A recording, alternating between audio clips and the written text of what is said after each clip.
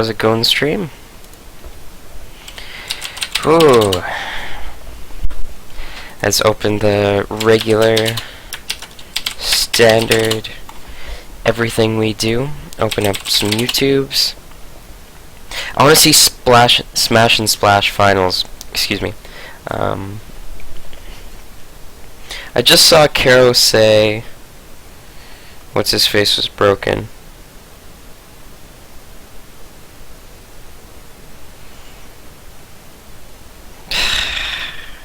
There are some very bad arguments going on right now.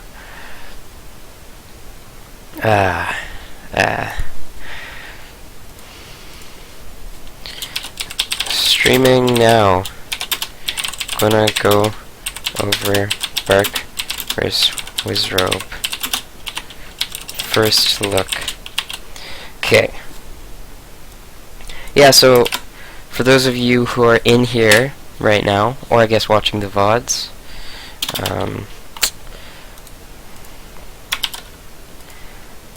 I am going to be going over Bark vs. Wizrobe.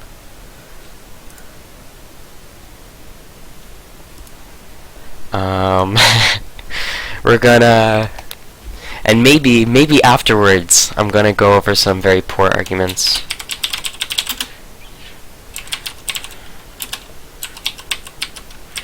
Oh, why can't I link people? Oh no. I always get which one's Jason and which one's Josh. You see, I sometimes think Jason Brody is Bark, but I know Josh Brody is Bark. So there's occasionally confusing those.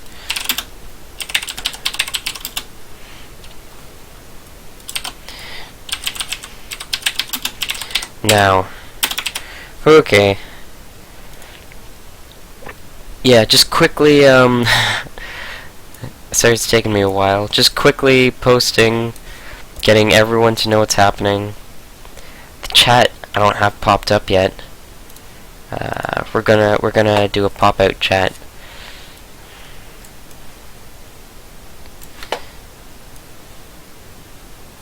Oh shit. Okay. Yeah, I can actually have this overlaying my... Yeah, okay, that's fine. I'm really confused about what to do with chat.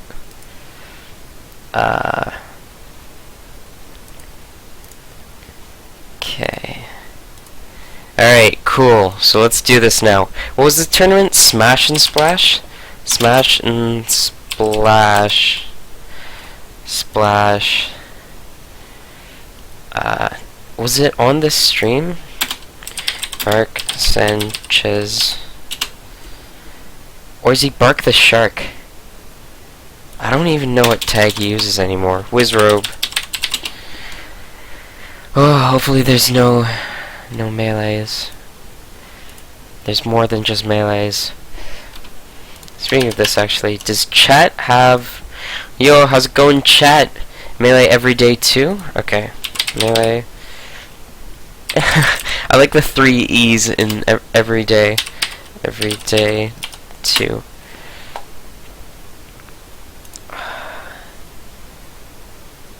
What? Melee every day? It's probably in like their suggested channels. What? Videos?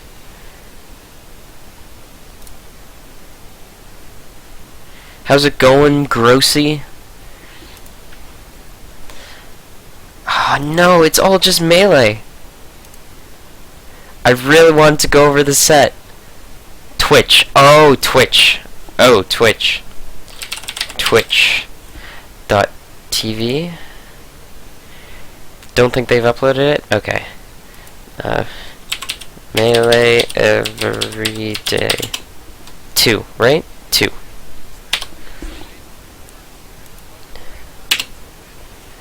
There we go. Glorious. Do you have the timestamp or no? Or... Well, I mean, it'll probably just be at the end.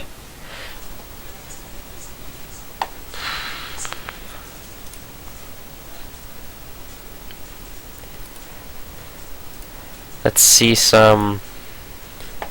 So, like 3 minutes ago, Karo posted on Twitter that he thinks Yoshi's broken or gonna be broken, and I strongly disagree with this, actually. But I definitely understand why he thinks this. Can I not go ahead? Is this just their stream? What? I don't even know what's going on right now. How do I let me check my Twitch. How do I move ahead? Anyway, Karo said that yeah, he said either, or like just recently on Twitter, he said either Falcon or Yoshi will be the best. I understand Falcon, but I think Falcon for different reasons than he does. For me, it's primarily like a safe, consistent, reliable pressure, as well as safely, consistently holding space. And then Yoshi just doesn't have that, like, at all. He has pretty good pressure in some situations, but Yoshi's thing is that he's good at punishing stupid stuff. So, you have to be playing against a stupid opponent to really have a good time, I think, maybe. Then again, I haven't seen Bono Bono, so actually, after this, once I get this started, oh my god. I don't even know what's happening right now. Winners finals.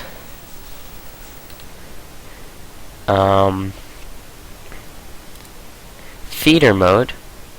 Oh, this is pretty glorious. Okay, yeah. So I don't know if I agree with what was I even saying? I just like went off on a bunch of tangents.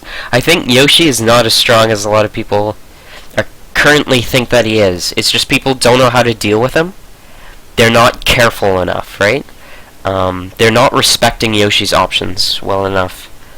And if you respect Yoshi's options, I think he just kind of loses a lot of tools. Like, as Kirby, if someone's respecting your options a lot, you can kind of be like, okay, since you're respecting my options, you have to go this way, which is good for me anyway, right? But Yoshi, it's kind of like, if I don't hit you, what do I do now? Right? So Yoshi really just tries to hit someone. So let's see. Got some hand warmers going on. And what I'm gonna be looking for, this is my first look at this set, so I'll see if I'm able to figure it out, maybe? I don't know, we'll see. Just a bunch of hand warmers. Too many hand warmers. Why do people warm their hands? And why does Wizrobe warm his hands for like 3 minutes? Just kidding. Just kidding.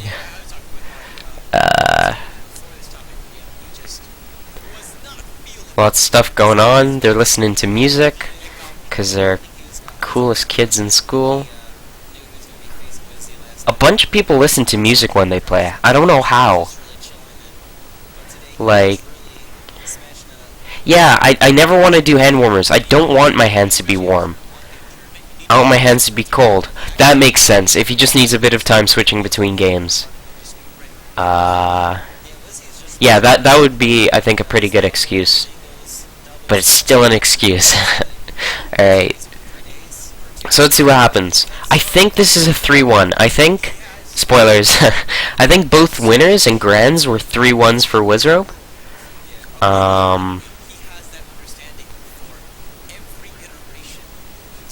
What phone is that? I can't even tell. I don't know, this bugs me. It feels like the left side of the screen is clipping over here, but it's just not. It's just kind of squeezed in there. Alright. So spacebar pause. Okay. Oh, Twitch has an awful pause button. Oh no. Okay. So let's see. Right now, Wizrobe's in the corner. Bark isn't doing too much about that. That seemed actually pretty scary. What was... Oh no, I can't back up in Twitch VODs either. Oh no. do you know if there are like buttons to go back like 5 seconds or something on Twitch? Because apparently there's something like that on YouTube, which is pretty sweet. But Twitch doesn't have it, then we might be having a pretty bad time here, right here. Oh no! I moved like 1 pixel and it jumped from that to like that. Ah no! Okay, that's okay. It's starting. Can't go back 5 seconds on Twitch? Can you go back 30 seconds? I feel like that's not good enough though. So this forward air doesn't seem to serve any purpose to me. Like it doesn't seem like it really covers any of Wizrobe's threats, right? So every move you do in this game should serve a purpose, right? If Samus drops a bomb, she shouldn't like drop a bomb and then move forwards. Why not? Because then throwing out the bomb was useless. If Kirby does what? If Kirby back airs when there's a 0% chance that the back air is going to land, that could still maybe be okay, because maybe it's like, oh, well, if they go for this option, then if they jump into it, then it might make contact. But even then, it can only be like, there's a good chance that they're going to jump in because they are trying to make contact, right? So you want to throw out like moves with a purpose. So it feels like that forward air from Bark. Maybe it was to beat a jump back air from Wizrobe, but I feel like that wasn't even really that big a threat for him anyway. Wizrobe would only ever do that if he expected Bark to jump, because it's punishable by a run-in grab from Bark. But of course, Bark just standing here while Wizrobe jumps with this back air is a little risky for Bark, because what if Wizrobe double jump back airs, right? Then all of a sudden Wizrobe has a super low hitbox. So there's like this inherent like 50-50 going on in this matchup, where Wizrobe can throw out like a high back air or a low back air, right? It's kind of like a 50-50. And as much as possible, Bark is going to want to perfectly cover one of the options, or like, if Wizrobe's being predictable, it might be smart for Bark to perfectly cover one of the options. Generally, he's going to want to stay safe from both options, but it's okay if you stay safe from one option and perfectly cover the other, right? That would be like really good. Yeah, if Bark had like some sort of motion he could do, where it's like he's safe from like a low attack, he's safe from a high attack, and he just straight out beats a low attack. That would be perfect for him to go for. Or alternatively, something that beats a low attack but makes him safe from a high attack. If Bark could figure something like that out, like a little tactic like that, this would make this matchup so hard for Wizrobe, because he's all of a sudden going to have to come up with other sorts of approaches that Yoshi doesn't really feel as comfortable going for. So let's see if we can see any of that. So that jump, oh no, I can't pause. He went for a jump forward air there again. Maybe if we can back up a good amount, we can try and find out the motivation of this jump forward air. Is it trying to beat a jump in? Does it actually beat a jump in?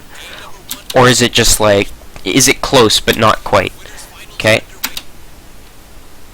So this feels like it loses if Yoshi just throws out a back air, and it loses if it doesn't win if Yoshi double jump back airs. But maybe he could retreat safely. At 0% that'll work, but at higher percents I don't. Like, if dash attack knocks down, that wouldn't be quite as good. So it seems like this jump forward air doesn't really serve a purpose. It seems like pretty risky, and potentially good rewards, right? But it has an extremely low probability of actually pulling off. How's it going, Duck Plus? Ducks, how you doing?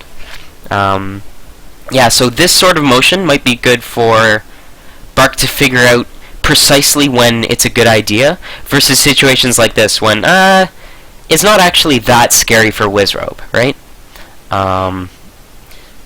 Okay. Now he goes to top platform. I actually don't know what I think about this. I haven't thought enough about this matchup to decide whether like a top platform play is good or bad.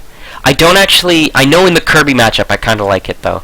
Because Wizrobe's in the corner, maybe going here might be pretty nice. Maybe. The problem is it's not quite the same in this matchup. The forward air doesn't have quite the same priority as Kirby's down air does. So it might be a little harder for Bark to pull off this line offense sort of motion. Let's see if...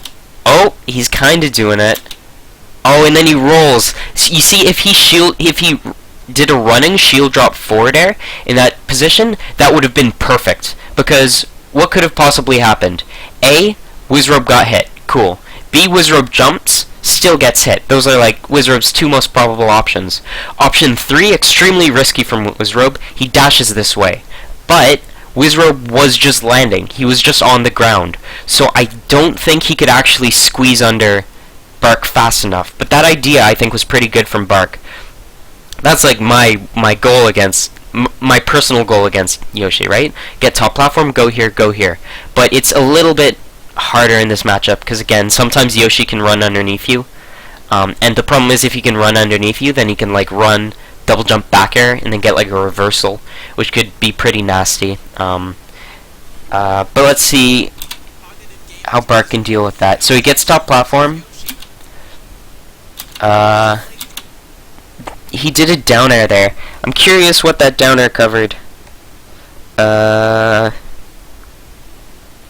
It seemed pretty risky. Like, it seemed like, yeah, you got the, I think you got the idea. It was maybe slightly too late, but I think it seemed pretty good for me. Like, if you were Kirby, it definitely would have been a beautiful play.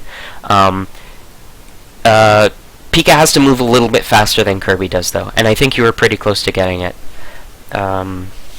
Getting the timing. That down air, I don't know. How's it going, Calvin? Looking for... I don't know what purpose that down air served, is what I'm trying to say. Bark was already on top platform, so Wizrobe's going to be throwing out a lot of up airs, and I don't know a situation where a down air at this height would beat an up air. Maybe if you, if Yoshi full jumped into it, maybe, but it felt like the probability of that was pretty low. I'm trying to see if Vermont's melee scene is interesting coming to Echo. Yeah, sure. That would actually be pretty helpful. Cool, thanks. Alright, back to 64. That down air, it was a little dangerous, but it wasn't too bad, right? Bark's at 0. The up air wouldn't actually have that great follow-up from Wizrobe, but whatever. Well, so that run-in down air was extremely risky, because the reason Wizrobe goes to this corner is to get a turnaround and then knock someone off, right? Wizrobe is really good at this. So if you get him into the corner, you have to be like positive he's in a spot. Oh no, I have to back up so much. You have to be positive that you can make, like, you do not want to take a big risk when he's in the corner.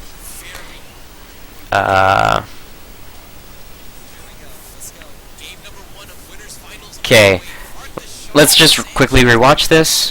Had him in the corner, messed up some tech. That might just be a thing to practice, but it's not a big deal. Questionable down air, but not terrible. This seems questionable to me. I would have loved if Bark landed here with that shield drop. Then this double jump from Wizrobe would actually be pretty smart from Wizrobe. But Bark would still be safe, right? Bark wouldn't really be afraid if he was in that spot. Yeah, it doesn't matter too much. I don't really care. I have like as long as I want to do this. It's more just for the viewing experience, you know. All right, so let's see. He had him in the corner. This runoff I didn't like. So this runoff kind of made it so that Wizrobe had a vertical escape, right? Wizrobe could all of a sudden take this platform, and then he'd have a way to get out. And then the double jump made it so that Bark had like very little defense. You have to be so careful with the double jump, because there's the idea, yeah, if you get hit out of a double jump, then it's kind of pretty bad. But then there's also, if you used your double jump, then you can't double jump, which means you have less mix-ups in the air, which means you're more predictable in the air, which means your landing's more predictable, and we know how punishable landings are, right? That's like the least comfortable spot for anyone to be in this game when you're landing. And Yoshi is insane at punishing landings. Like, most characters in this game want to punish a landing with just like a quick move, like a dash grab, or like an F smash or something like that. But Yoshi can get like a jump offset. So Yoshi, because of his like double jump aerials, he can like punish a landing with an aerial, which is insane because it's so easy to combo out of that, right? Yeah, so Yoshi has can insanely punish landings. So you have to be super careful about doing stuff like double jumping excessively. Because if you double jump, then you have to land, and since you have to land, Yoshi can pressure your landing super hard, so you have to back up a bunch in order to stay safe, and then Yoshi suddenly has center stage, right? And it's not very comfortable. I think he probably wanted an up smash there. I don't even know if I like the up smash. I may like the back throw better to side platform. For a tech chase on side platform, maybe. It's hard against Yoshi, right? Because I don't know. The problem is you can't tech chase with like a down air. You'd have to tech chase with like a forward air, and then they armor, and then you have to be really good at punishing Yoshi's landing out of an armor, which is pretty tricky. Yeah, Yoshi's extremely complicated character, but if you think about it hard enough. Excuse me. He's a very different character from a lot of other characters in the cast, but only because he does things slightly differently. So Yoshi still wants to punish landings, he just goes about it differently, and it turns out to be better. Yoshi still wants to take space, but he kind of has to do it differently, and so whatever. You can tech chase Yoshi, but it's a little bit different. You can punish Yoshi's landing, but it's a little bit different, because he just has all these little quirks with like the parry and the double jump armor, and like his aerial mobility, his double jump cancels. Very quirky character, but if you think hard enough about it, he's not that strange. I would have really liked for Bark to land there. Going from up here to down here, I don't think it was awful, but I mean he already had Wizrobe in the corner, so like either like falling down here and then jumping back up might be okay. I don't know how much I like that, though. Like, Wizrobe would have to be, like... The idea of this would be to push Wizrobe further into the corner. So that maybe at some point you could land here, right? Because maybe you don't feel comfortable landing here because he's here, so you could, like, shore up air you, or maybe jump forward air. I don't know, maybe you could just run underneath and retake center stage. Because the problem is... it's kind of hard to apply pressure to Yoshi from top platform, right? As Pikachu, Kirby can do it with down airs, kind of. Pika can kind of do it with fast fall forward air. But if Yoshi's like here, it's super tricky, right? So even though I think I would have preferred for Bark to land here, it might not be that bad an idea to just try to attack from the front. Yeah, it might not be an awful idea. It might work out. Let's just see some situations though. Punishing the dash attack with a down air. So I don't know if I love this down air. Because just thinking in terms of what options Wizrobe has, what is Wizrobe? Oh, why is that up? Damn it. What would Wizrobe want to do? He'd want a back air, right? Get like a high back air. High back air beats this. He'd want to get a low back air. Low back air actually probably also beats this if he times his armor well enough. He wants a dash attack, which, you know, this beats dash attack. But the two main options that Wizrobe's probably going to want to go for, those two high and low back airs, This seems pretty risky against those two options. So I don't know if I like this down air. It turns out in this situation, but I think in the long run, like if you play that situation, it'll lose a lot. You see, Yoshi back air beats everything. I don't think that's true, but even if it was true, you're not trying to beat the back air, right? Like Kirby up tilt beats almost everything, but you don't beat Kirby up tilt by like beating Kirby up tilt, right? You just don't go to the spots where it's scary. You always have to account for those options. You don't necessarily have to beat them every time, but you have to account for those options. The problem I have with this move is that it's not really accounting for the back air. It's kind of like hoping Yoshi's going to dash attack, but if he goes for the two most probable options, it feels like it'll lose. How can I link this to I don't know if I can link that easily. But yeah, the idea is you want to, as much as possible, do like a 50-50 type motion. It's not exactly 50-50, because I'm pretty sure you can get something that's slightly Pika favor. But you can do a 50-50 against high back air or low back air. Right? You're like, okay. You can almost always assume that there's like a 40% chance he's going to go for high back air, 40% chance he's going to go for low back air, and like a 20% chance he's going to do anything else. So just pay attention to those two options. Just like in versus Kirby, you have to pay attention to the up tilt. Versus Pika, you have to pay attention for the up tilt. Alright, see you around, Bark. Any extra information will be in the VODs. Yeah, so you want to... What was I saying? You want to account for your opponent's threats, right? Especially their most probable threats. Okay, I think that makes sense. And additionally, you want to be aware of your threats, which is a little harder because you have to find them. You have to like invent. You have to. What is it? Inventing an attack is a lot harder than inventing defense. Because for inventing defense, you just have to account for an option, right? But whereas to invent offense, you have to come up with some sort of motion that beats some other option over 50% of the time, preferably as close to like 80 as you can get. But that can be tricky. Anyway, so he gets the down air. Doesn't get a good follow-up though. Another reason I don't really like this down air, it just didn't have good follow-up, but whatever. And then after the after the down air, what does Bark do? I don't like what he does after the down air, and once I see it, I will explain to you why. Okay. Pretty good idea, but flawed execution, that's okay. Ideas are what matter. You can practice execution, you have to think about knowledge. Okay.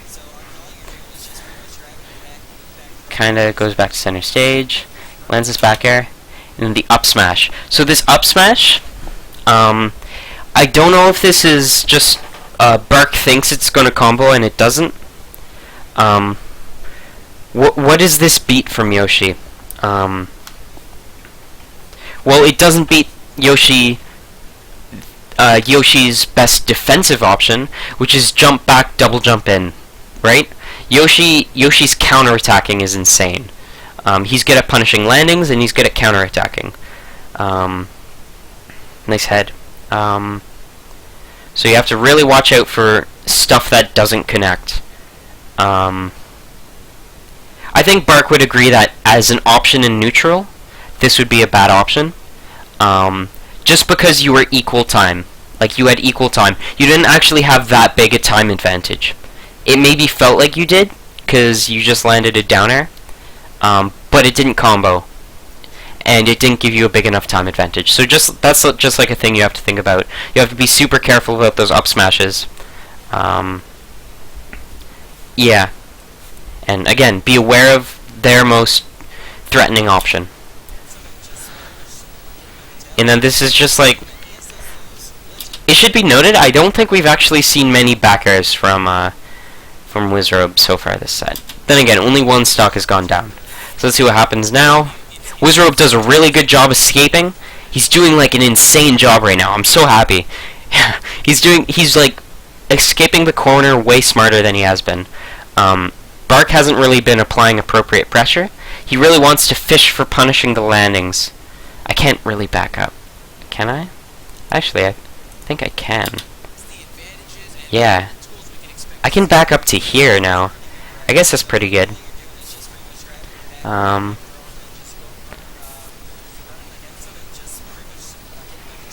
Fair. Perfect. So, let's see what Bark does. Bark does this down air all the way from down here. This doesn't actually apply that much pressure to Yoshi, like, for the same reason I mentioned before why I didn't like this motion. Yoshi has a vertical escape, especially with armor. And then he gets him back in the corner again. That's pretty good. But then this jump relieves a lot of that pressure. Wizrobe jumps this way. Wizrobe doesn't really have any threats to Bark. Wizrobe has a defensive double jump back air, which is pretty good, but he doesn't actually have any threats to Bark when he's over here. But Bark jumps, which kind of relieves the pressure Bark had on Wizrobe. Wizrobe can land again, and then Bark doesn't retake this spot. He threatens landing here, realizes it's unsafe because Yoshi has landed, so double jumps. But as I mentioned before, double jumping is pretty weak. Once you've used your double jump, you're pretty weak defensively. So this is really uncomfortable for Bark. He shouldn't really have been able to take that spot on the platform. He did, just barely. And now he has to double jump again, so it's uncomfortable again, and he has to jump back. So that was just like a sequence of unaware, sort of like it felt like Bark was afraid of stuff. Bark was acting a little bit afraid of Wizrobe when Wizrobe didn't really have many strong threats against him. And in fact, the complete opposite was true. Bark had lots of threats on Wizrobe, but didn't really pursue any of them, or didn't really like wave any of them. Like he'd have this spot, and he'd have like a threat of the forward air on landing, which could force a double jump. But then he just decided to jump a little too early, which got rid of his threat, and didn't get rid of any of Wizrobe's threats, because Wizrobe had no threats, had no like serious threats. So just a bunch of like what is it? This is like something. There's an idea here that's important that I can't find. You only get so many opportunities in a game, right? Like, I guess that's not exactly true. What do I want to say? It's very, very important that you use your opportunities proactively. You could argue that, you have to take advantage of your opportunities, because if you don't, then you're kind of like, you're going to lose to your opponent, because they'll do good on their opportunities, you'll do badly on your opportunities, and then they'll end up winning. And that's not really true. It's kind of true, but not really true, because like it might be a matchup where you just get more opportunities than your opponent, then whatever. But the reason it's important is you have to force your opponent to respect you, right? You have to punish your opponent for being greedy. There's this idea in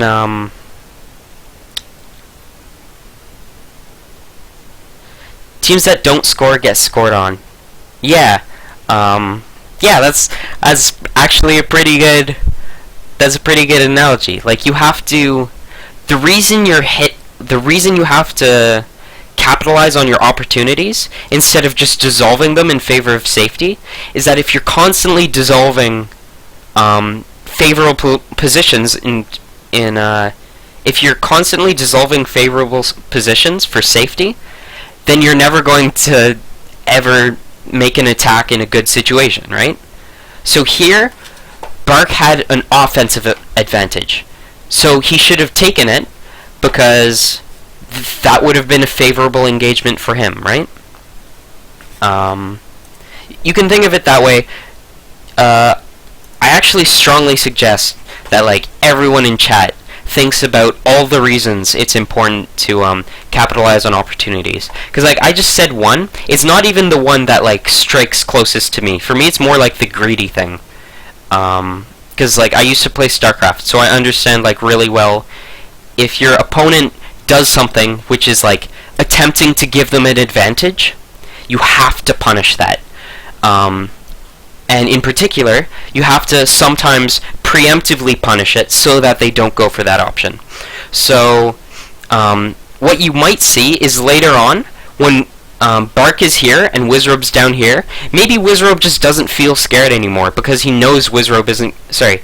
Maybe Wizrobe is going to not feel scared anymore down here because he knows Bark just isn't going to go for an option. And then if Bark just doesn't go for that option, then Wizrobe gets like a massive advantage. He's being greedy. He's taking a little risk because you're being predictable, and then he's punishing you. And again, like those are two ways of thinking why it's important to capitalize on options. Just think about like as many as you can. Another thing, in Go, I only recently learned this, and I was pretty excited when I heard it, because it really like made a lot of sense to me. There was like this study where they took a bunch of 9dans, which is like almost super pro, but not quite super pro, like just below super pro. A bunch of 9dan Go players, and they gave them a bunch of situations and saw what move they would make, and almost always they made the most aggressive option. Now this seems pretty weird because it's like, oh, well, if you're being aggressive, then you're being risky, and that's kind of true. Like, it's kind of like you have the highest chance of getting hit, so why would you do it, right? But you also have the the lowest chance of losing the game. Essentially, what you're doing is you're forcing an exchange that will have a dramatic impact on the game, right? By making an aggressive move, you're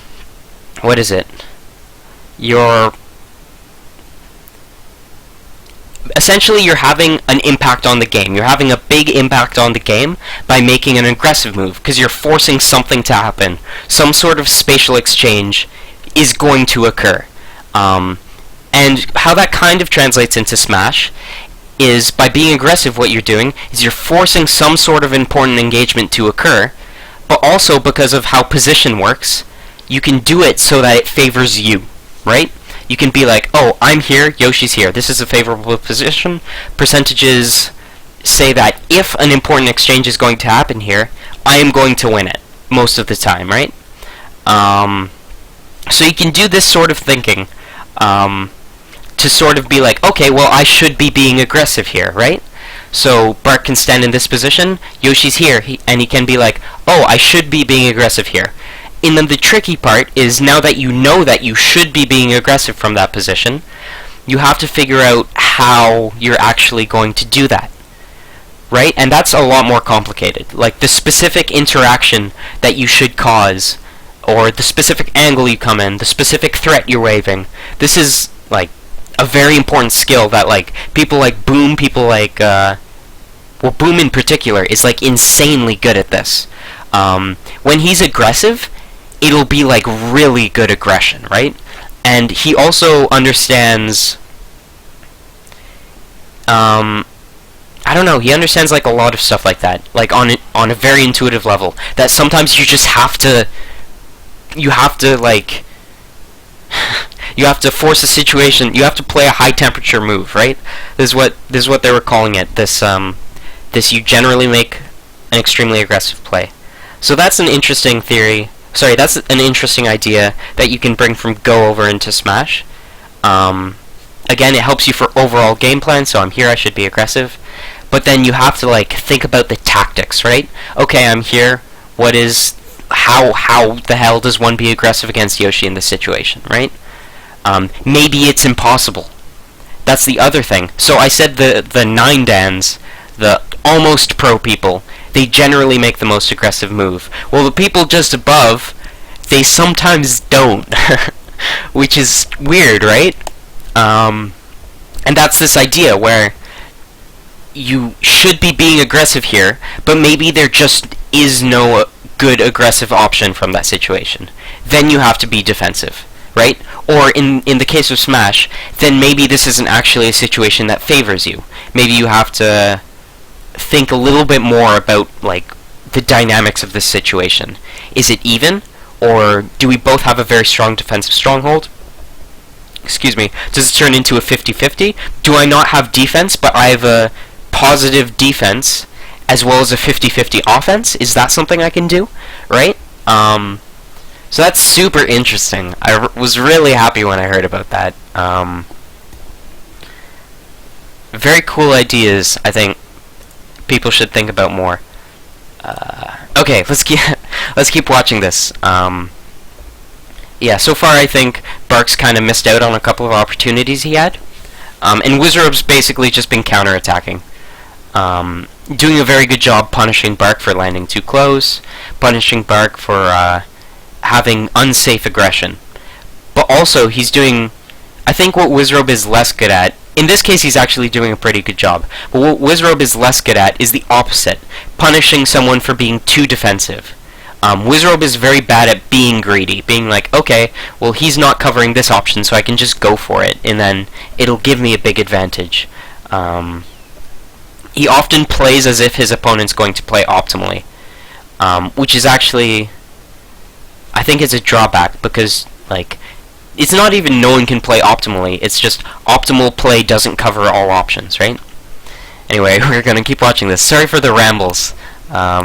It's just a super cool idea I ran into recently. Okay, so let's see. Wizrobe's also really good at applying pressure to top platform. I think that's like one of his strengths now. That was a super smart up tilt from... Oh my god, I love that. Did you see that up tilt from Wizrobe? That was like the smartest up tilt I've ever seen. I really like that up tilt. It was super good. Anti-airs, man. So did you notice that Wizrobe didn't want to land here? He wanted to land center stage when Bark went top platform. These spots, Yoshi doesn't like when someone else is top platform, but he likes here. Here's actually not that bad for Yoshi. I don't think it's plus for Yoshi. I think it's reduced to a reading game, but almost no one knows that, right? Everyone wants to play the confirmed flowchart game. I kind of do this too much. I want to play the confirmed flowchart game that I don't think exists. It's just a positive reading game that can happen here. And the difference between... I think the biggest difference between Pikachu and Kirby is Kirby can shield drop down air against Yoshi, whereas Pikachu's shield drop down air is nowhere near as scary for Yoshi, right? Yeah. Pikachu has shield drop forward air, which is basically the only thing he can combo out of against Yoshi, unless maybe he gets a tech chase out of the down air. The back air is kind of slow for Pikachu. That's why I don't know if top platform's really good for Yoshi for Pikachu in this situation, especially if Yoshi's here. If Yoshi's here, it might be pretty good for Pikachu if like Yoshi's here, especially if he can like apply pressure, push Yoshi over here, and then take this spot. Same as usual. It's just this first step seems kind of complicated. It requires like a little bit more thinking, I think. But it's interesting. There's an interesting dynamic there. So, oh, that was interesting. We saw Bark forward air to this spot. Damn, we're going over so many ideas. Okay, so I didn't hate that as a read. Because Wizrobe, I feel like that's like a very probable play for Wizrobe to go for. I don't know if Wizrobe demonstrated earlier in that game that he would do that. He has been threatening up tilts a lot, so I think Wizrobe just stood there and up tilted, which was really smart of him. I really like that idea. It's a little bit maybe vulnerable to the fast fall, but even then I don't think it's too bad. So, when you have a game plan, like say Bark wants Wizrobe to go into the corner, it's very important that you don't cover the option that'll help your game plan, right? Essentially, Bark should be like, okay, well, if he goes into the corner, then I can go here and have this threat when Wizrobe lands, whatever. this run forward air where he like goes over Wizard's head, the reason I don't like this is that it sort of like hard reads something that Bark was going to beat anyway. If Wizrobe ran this way and Bark had landed here, Bark could get to this spot and then just have a really good situation anyway. It feels like this read is... so what I think this read is, I think it's like... I think it's like an impatient thing, where Bark knows that Wizrobe's weak in the corner, but instead of slowly doing the, okay, you get pushed into the corner, you go here, he sees an opportunity to skip a few steps, and he goes for it. Which, again, I said as a read, I don't hate this.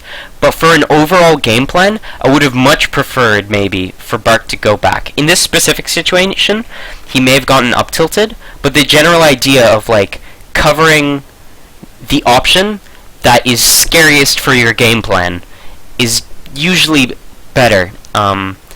It gets a little bit different when it's like they've been predictable, so maybe you can do something there. But then you're just going to beat them, right? If Wizrobe is always running into this corner, then it might not even be good for Bark to fast fall forward air him, right? It might be better for Bark to land here, maybe. That might be even better, because then he knows he has a confirmed punish on Wizrobe. So I like the option where Bark, if he's going to read, he covers here or here. Kind of like covering like here. Yeah, anyway, where he covers like one of those two options and doesn't cover this one, because this one is just covered by the space. This one is covered by the fact that Bark will have center stage, so that's punish enough, right?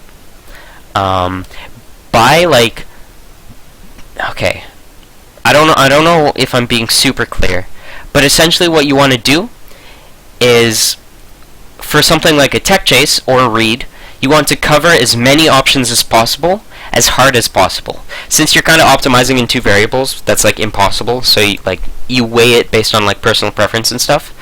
But the main idea is you want to punish as many options as possible, right? What Bark did with this is he punished Wizrobe running this way with a forward air, and kind of didn't do that great against the other two options, right? It was whatever. Wizrobe may have been able to capitalize on Bark being in the corner a little better than he did, but it turned out okay for Bark, whatever. Alternatively, if Bark had read one of these two options, I actually like this one a lot. If Bark had read one, maybe not because he had the up tilt, maybe this one could have been better. If Bark had read one of those two options, then what happens? Well, the option he covers gets beat. The other option, whatever, I don't know how it turns out.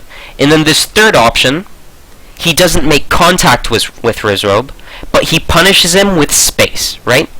Wizrobe's in the corner, so that's kind of like a pretty heavy punish potentially, especially if Bark is really good at handling a Yoshi in the corner. If he's super comfortable with that, then this is like a brilliant punish. So then you're all of a sudden you're covering two options really well, right? One with like kind of a hard read, and then the other just with a position, right? You're punishing something by your movement, and then you're punishing something else by contact. It's super smart. I love this. Players who do this, I like really respect, like a lot. Players who like make super smart decisions like that. They'll cover the inmost option because they just win against the outmost option anyway. Something like that, right? Yeah, okay, cool. That's that idea. I don't know how clear that was. I have some trouble conveying ideas like this because they're sort of like a mesh in my head. I've like thought of like one or two things, a couple of ways to state them, and none of them are perfect. But I think the idea is there, where you want to cover a lot of options. So you cover with contact and space instead of just contact. Okay, cool. That didn't cover... That was just a matter of Bark not covering the options well enough. He did a full hop forward air, but it wasn't from a good angle, so he just got beat by a back air. So essentially, he would have lost to the full hop back air, and he would have done not that great against the double jump cancel back air. So it loses to the two options Wizard's going to go for. The way to do that, essentially, is if you jump before Yoshi, or like significantly after Yoshi, you can hit him with that forward air. But a very important idea is that you have to be close enough. Disjoint hitboxes are only good disjoint hitboxes are better than other hitboxes because they have better range, which means at longer distances, disjoint hitboxes are better. Which means if you want to beat a disjoint hitbox, you have to get closer safely you have to get closer as safely as possible. So that jump forward air, I would have liked for it to have been closer from Bark, because then it wouldn't have been so much an idea of, well, Bark's throwing out this forward air, which is good, and it's kind of good for Wizard's movement, but Wizard throws out the back air, which just beats the forward air. And instead it would have been, well, Bark has this really good movement, and even though Wizard's throwing out a back air,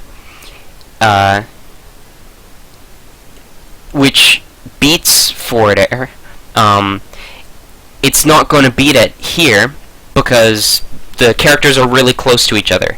Range doesn't matter when characters are close to each other. Okay, cool. Let's keep going. After this, I think we're going to watch Bono Bono. I really like Bono Bono as a person, so... Oh! Okay, so... really good idea from Bark, just slight execution error. Exact same execution error I have every single time. To be fair, it's way harder to do as Pikachu than it is as Kirby, which is part of why this isn't as bad a matchup for Yoshi as versus Kirby is. But look at this. Look at this brilliant idea from Bark. Look at this. Let me see if spacebar works. Okay, whatever. Oh, he's in the corner. What do? I'll go here. And then I kind of want to forward him. The problem is, the same problem I have, same problem we saw earlier. Just kind of skipping too many steps. You want to punish this on landing. It turns out, I'm pretty sure, that this motion, shield drop forward air, it straight out beats Yoshi on landing. Yoshi can maybe double jump out, right? But if you do it immediately, Yoshi can double jump out anyway. And additionally, this back air can potentially beat a shield drop here. Actually, that was a more complicated exchange than I thought it was. Let's see what happened. Oh, that's a shame. Bark kind of I would have preferred for Bark to have landed in this spot. But the idea was pretty good. Again, Wizard's in the corner, gotta get here, just have to capitalize appropriately. Have to really, it's like a really delicate sort of pressure you're doing here, right?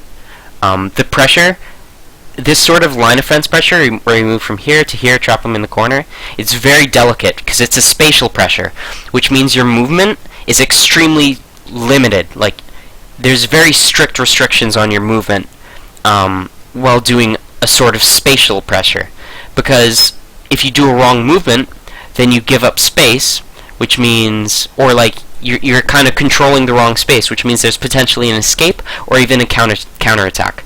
This is why I think Falcon is hard, because Falcon is insane at spatial pressure. He's so good at it. Sorry, somewhat unrelated. But it's very delicate. It's a very delicate sort of pressure, the spatial pressure. So it's hard to do, but potentially insane. And that's kind of what we're striving for. That forward air, I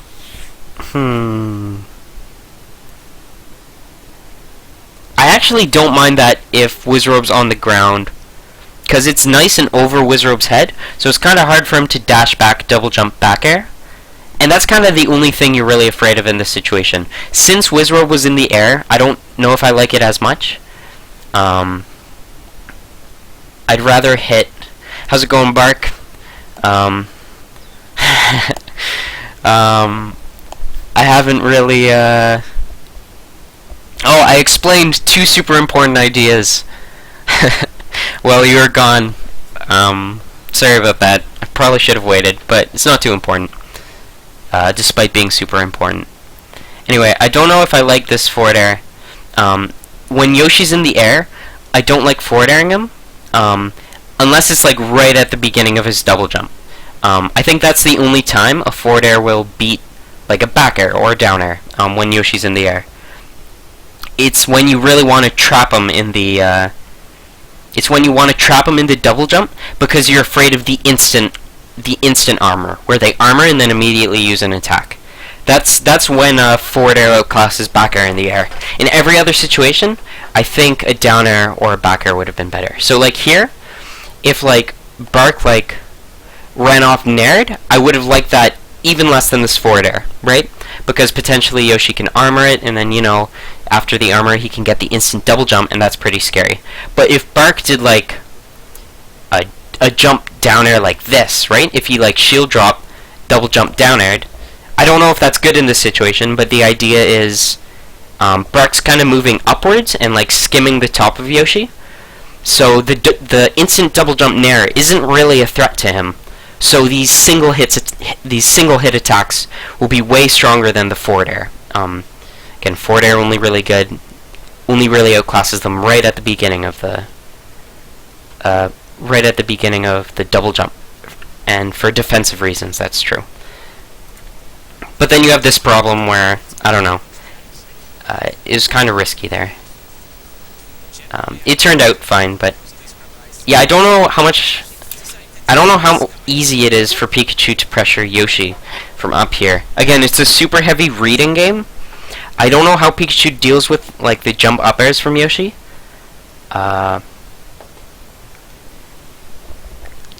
Maybe I have to think about that a little.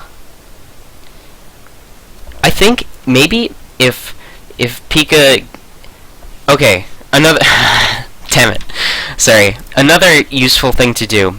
When you're thinking about like what position you want to take on the stage, like how you want to break specific situations, you have to understand which positions are good for you, right? And that's kind of complicated to go over. So right now you have Bark up here and Wizrobe down here, right? And this is kind of an extremely complicated situation. For one reason, it's not easily flowchartable, right?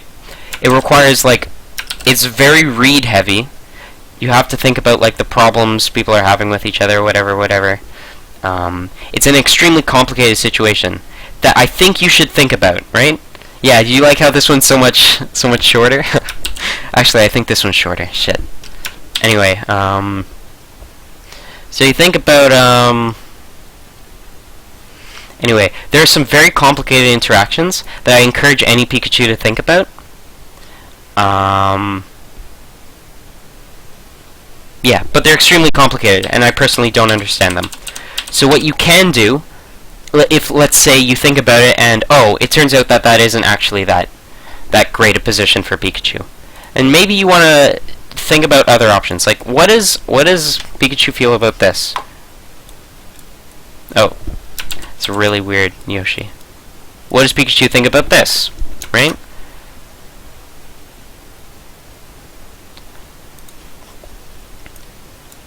Is this good for Pikachu? Well, maybe. It's hard, right? Because Pikachu kind of has trouble applying pressure to Yoshi, right? He doesn't really have drop-off aerials, so that doesn't really work, right? However, he could double jump, and maybe that's scary for Yoshi for some reason. Maybe he could go, fall back, bait a double jump, and grab. Is that possible? I don't know, I'm not a Pikachu main, right? Shield dropping into the corner seems pretty bad, so let's not do that. Is jumping good? Is this a good situation for Pikachu? Right? and we looked about, oh, well, Yoshi has pretty good defense from this position, so it's kind of hard for Pikachu to get in. But what is Yoshi's offense from this situation? Well, he has the immediate jump back air like this, right? With a bear. That's pretty scary for Pikachu, right? Well, how can Pikachu beat that, right? So thinking about like different sorts of options,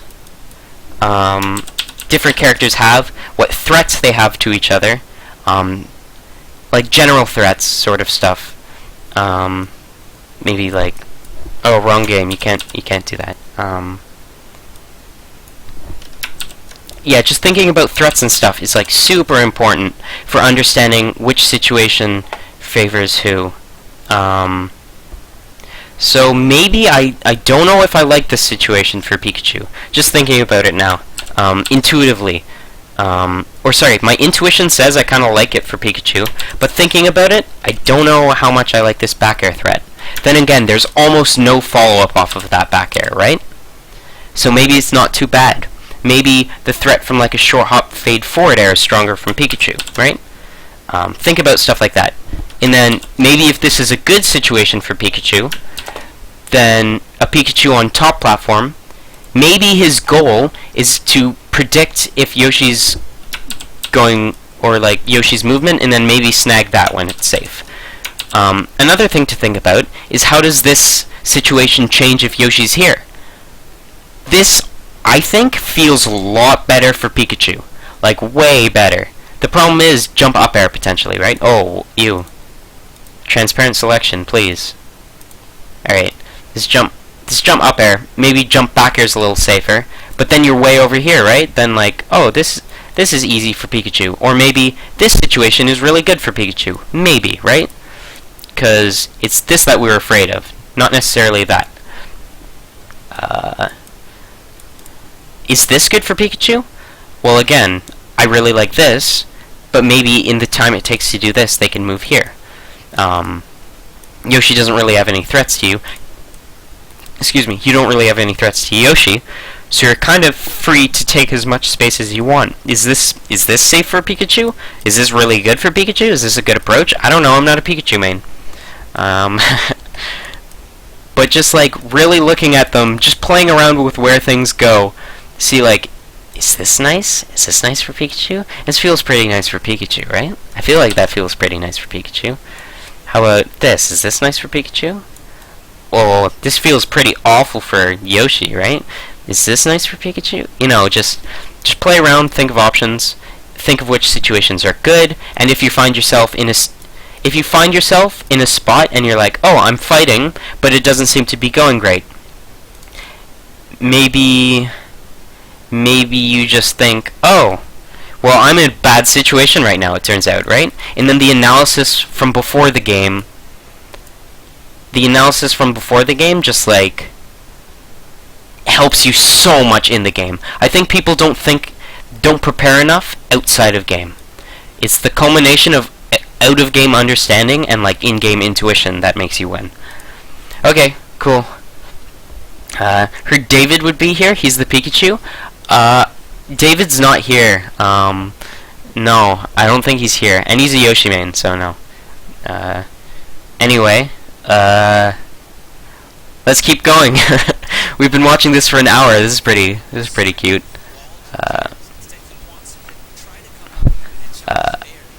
Oh, wonderful FR. Okay. How do I even pause this? Alright, so I think for the most part we understand why this game is going awry, right? Bark is just having like little sub-optimizations. Things aren't going his way, and maybe we can kind of understand why. But certainly we have things to think about for the future, right? Like if I was Bark here, I wouldn't emphasize, oh, this hitbox is bad, this hitbox is bad, and more like, what theme is going on, right? Like, am I unable to trap him in the corner? Well, why am I unable to trap him in the corner? Am I having a lot of trouble from center stage when he's here? Well, yeah, when I'm center stage and he's here, I'm having a lot of trouble. Well, yeah, I am. Well, why is that? Is that a good position? Let's turn back to our handy dandy Microsoft Paint. You have Pikachu here and Yoshi. Oh, look. Well, there's this option he's beating me with all the time. Oh, well, it turns out this just beats it. Okay, well, now I know what to... Now I, like, understand better what to do in a neutral against a Yoshi who's using that option a lot, maybe. Maybe all Yoshis use that option a lot, because it's a really good option. Maybe I just understand better how to beat that. You have to, like, really be creative about thinking for answers for situations. Super, super creative. Okay. I don't know if I'm gonna... I have this terrible habit of whenever I, like, analyze a set, like, I'll be an hour in, and, like, 3 stocks have been lost, like this game, or, like, 2 or 4 or something, right? Just cause it's so, like... Essentially what this game is it's like... What's the word? Homogeneous? It's like kind of like the same throughout the whole game, right? Throughout a set, like, there might be small differences, like maybe someone understands, oh, you're going for this one approach differently, but for, like, general improvement, you can almost just take the interaction for one stock and be like, oh, well, what's the main reason that stock went bad? Take that and then analyze it, right? And then, okay, let's move on to the next stock. But then after a while, you can do this for interactions, right? You can be like, oh, well, this interaction went bad. Well, why did this interaction go bad? Maybe I had positional disadvantage going into it. Maybe there was pressure from the... Maybe there was time pressure from the previous interaction, and I was trying to be aggressive, but I didn't have enough time to be aggressive. Is that something? Is that something that happened? I don't know. I'm not a Yoshi. I'm not a Pika main, you know. So yeah, I'd suggest to Bark. Like, I honestly, like, didn't give you too many answers, right? I more identified potential problems that I'm seeing. Not, well, I think a couple of specifics, but as much as possible, not specific problems which were happening. Because it doesn't, specific problems don't matter so much as the reason those specific problems are happening, right? Like, yeah, and then you just have to understand the causes of your problems and then fix those, right? Maybe you don't value aggression enough. Is that something? Or maybe you don't understand when aggression is necessary versus when you're kind of fishing for a lot. You're kind of skipping steps in favor of aggression. Or maybe like, you don't understand the difference between, like, safe aggression versus risky aggression. Is that something? That's, like, a problem that, like, you don't really understand so well while playing intuitively? I don't know. These are, like, a lot of problems I have, and I've been, like, recently really trying to root out a lot of these problems, because I got a bunch. So many understanding problems. Oh my god. Okay. Well, that was pretty fun. We went over this set. Sorry, these 3 stocks. 4, I guess, kind of. I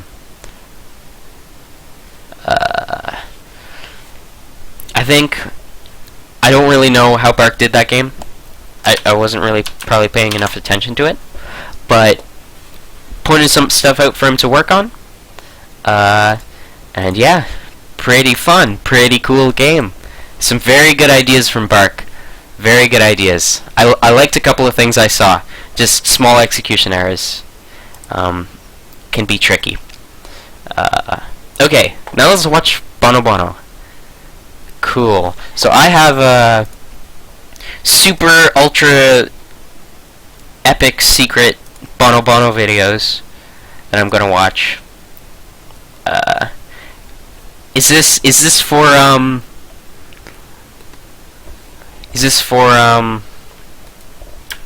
what's it called?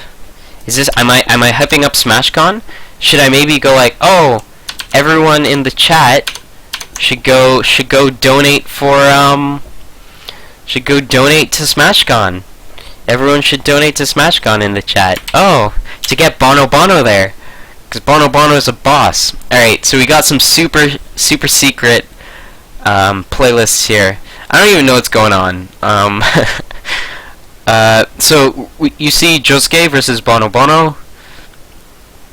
Let's watch this set. Okay. Just for interest's sake, because I've been really interested in Yoshi recently. He has a lot of strengths.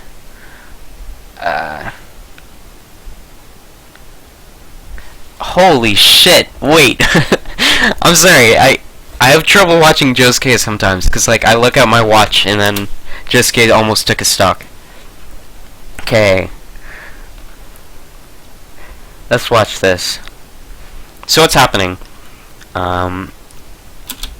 So Josuke goes to this spot to get a bit of charge. And then he goes to top platform. Bono Bono does a really smart back air. Why is this back air good? It covers a high probability option. Josuke's probably going to go to top platform, so he covers that, right? Very smart. And what happens if Josuke doesn't go to top platform? Bono Bono gets top platform. Very intelligent play. And why does he shield drop there? Maybe he's afraid of fast fall down air. Maybe he's not comfortable with parrying it. I don't know. Maybe I'm not a Yoshi main, you know. But that would be an interesting to analyze. If you were an up-and-coming Yoshi main, you might want to look at that and be like, huh, well, why did Bono Bono shield drop there? Maybe you'd want to watch some of these other videos, and maybe they would explain it. Maybe there are some situations where Bono Bono doesn't shield drop here, and he gets wrecked, and you're like, oh, I didn't even consider that option, right? Really gotta think about options. Okay, let's keep going. Oh, armor's so weak in this version. But that was like a really solid stock from Josuke. I think that back air was timed so it just hit past the armor. Again, really smart. That back air was covering Josuke going to top platform because Bono Bono sees that as a threat, so he covers it. Or maybe as a highly probable option. Either one of the two. Probably the biggest thing is it's a threat to his game plan, so he covers it. Really good back air. He missed the parry. It's unfortunate.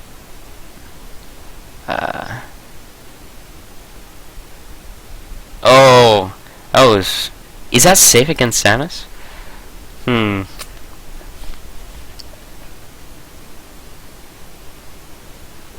Good up smash. Now, why did he put that egg there? That's an interesting idea, because usually people just toss out eggs.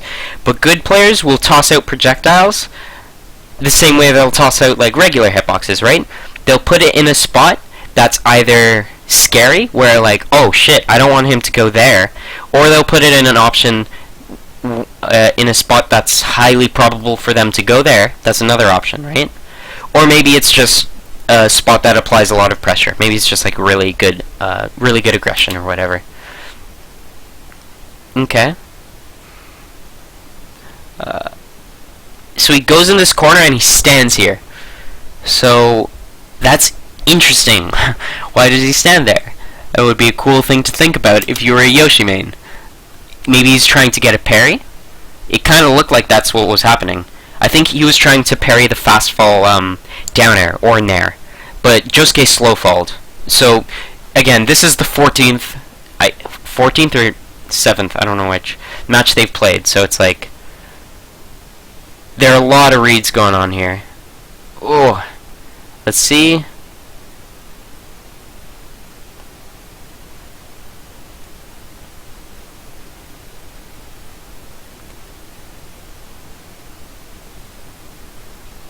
Oh, interesting up smash. Oh, I think maybe could have punished that F air better. It was tricky though. Oh, so much time. That was pretty quick. So should I think rule of thumb is if you want to get better, watch watch like your Japanese idol, because your idol should be Japanese. Let's be honest. Watch your Japanese idol, and then try as much as possible to understand their thought process. Try and think about things that they care about. Try and think about why they care about it. And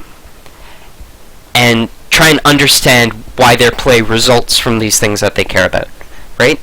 And then start to care about those things yourself, and then again compare how you understand things to how your Japanese idol plays like. Your Japanese idol. That's pretty good. I could probably search that. Oh, E3's going on right now, isn't it? I gotta watch that. Apparently Zelda was good. Okay. Ugh. Okay. That F smash was to punish the landing, because he wasn't afraid of any threats from Samus. Samus's threats weren't very strong, and since like Japanese players are a little different, it's a little more meta, where even if like you have a good, what is it? If they have like an okay threat in Japan, they will not go for it, right? Like in a lot of situations. So then you can do the meta thing and be pretty greedy and assume they're not going for that option. And then, you know, this kind of develops into like a pretty interesting sort of dynamic that happens in Japan. That we don't really get to see in North America very much. Does Boom do it? I don't think Boom does it. I don't think Boom takes risks like that. Anyway, let's keep watching.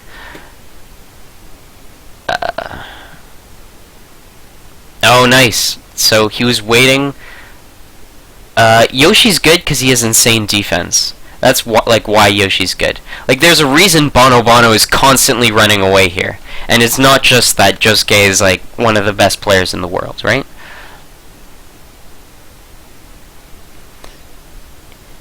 The best Bono Bono can do, as far as aggression is concerned, is stand in place. Or walk backwards. Right? Yoshi has a lot of problems being aggressive. It might be a little... Oh, nice.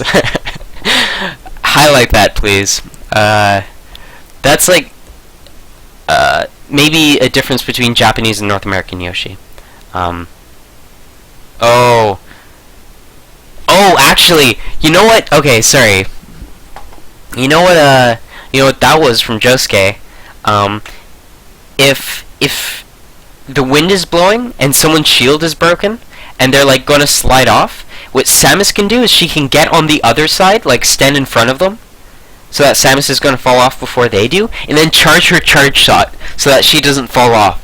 It's crazy. It's insane. It didn't go super well there because Josuke was on the wrong side. But it's pretty neat.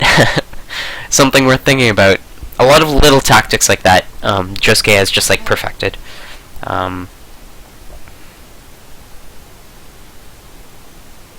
Really good parry from Bono Bono, covering good options. Nice back air. That back air was pretty smart. That nair was also really smart. These back airs are a lot like the back airs I was talking about with Bark, where you have to be careful about them, but they're defensive, right? Like, these aren't offensive back airs. Offensive back airs from Yoshi, actually, they're kind of scary, but they're super risky from Yoshi. Yoshi can hold his space kind of well-ish. He has a lot of trouble. Like, again, you see here, Bono Bono's constantly running away. But then in some situations, Yoshi just, like, holds his space, like, super well. Is Bono Bono... That was really good... Did you see that forward air? It covered the landing here, it covered the landing here. It was safe against all but down air. And there was a very low chance Josuke would throw it a down air there, because if he did, then Bono Bono could easily, like, punish the landing, right? Because he has all the time in the world. Really smart move from Bono Bono. Bono Bono beats Josuke by 2 stocks there. That's pretty hype. I don't know about you, but I'm hyped to see Bono Bono at Super Smash Con 2016. Oh man. Alright.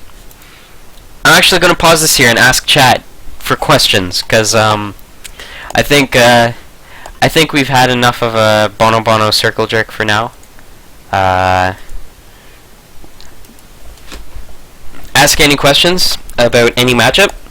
You can ask for more specific stuff, but I'm generally pretty bad at specific stuff. How's it going? Don't chop the dinosaur daddy. How's it going? Alright. Yeah, I'm pretty bad at specifics, but like that general, I think I'm okay at, and then like the medium general, I'm pretty good at. Tactics, I'm awful at. I really have to work on tactics. When did you realize your favorite color was orange? That's actually a pretty good question. I don't even think orange is my favorite color. I like green and purple better than orange. But orange kind of goes well with a lot of what I do. Like orange kind of, I don't know, it suits my personality better, I guess. It's fine, bro. I'm from New Zealand. That's pretty hype. Except there's no 64 here. Damn it. The game's dead. Maybe. The problem, I think, with a lot of European countries is that you have the PAL version, which, like, really sucks. Try and get something started if possible, though. I know, like, places where you'd imagine there to not be that much Smash. It's actually a good amount of Smash. Like in Sweden, I'm not gonna even try and pronounce the city, but I know that there's a bit of a 64 scene in Sweden. I don't think it's massive. It's like the southern part of Sweden. There's like a little bit of a scene. You're working on recreating the scene? That's pretty exciting. Revan, get it on my head. Orange, green, orange, purple, green. Are you serious? That's pretty crazy. I feel like they're just objectively the best colors, right? Like how can you get a better color than that? Like blue's okay, but I don't like it better than either of these. Maybe it's because I'm secretly psychedelic. I love psychedelic experiences. All right. Any more questions from chat? I think I'm going to maybe end this shortly and then grab a bit of a snack before I like work on my assignment or something. Blue's overrated. I used to think blue was overrated, but like I thought like long and hard about it, and I think it's just overused. Like if you think about blue, I don't know, you kind of have to respect it for what it is, right? Like, and like thinking about it in different contexts than where it's commonly used, I think, like makes you build a lot of respect for it.